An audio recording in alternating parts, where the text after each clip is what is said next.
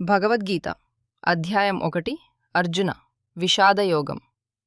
పవిత్రమైన కురుక్షేత్ర యుద్ధభూమిలో రెండు మహాసేనలు యుద్ధానికి సిద్ధంగా నిలిచాయి.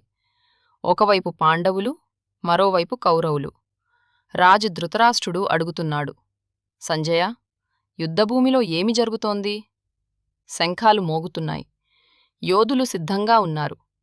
విధి నిర్ణయించే క్షణం వచ్చింది. అర్జునుడు మహావీరుడు.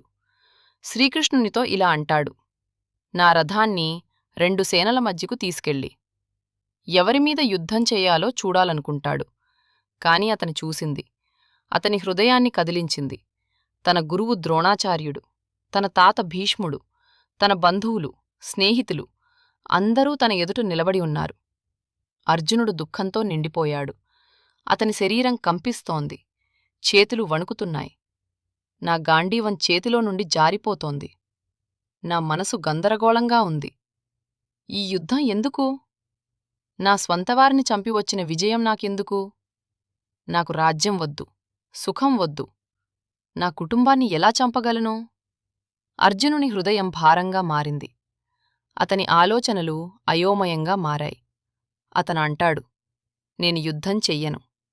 అలా తన విల్లు వదిలి రథంలో కూర్చొని పోతాడు. దుఃఖంతో, నిరాశతో. ఇది కేవలం యుద్ధభూమి కాదు, మనసులో జరిగే యుద్ధం. జీవితంలో మనం అయోమయంలో పడినప్పుడు, భావాలు మనపై గెలిచినప్పుడు, అదే క్షణం జ్ఞానానికి ఆరంభం.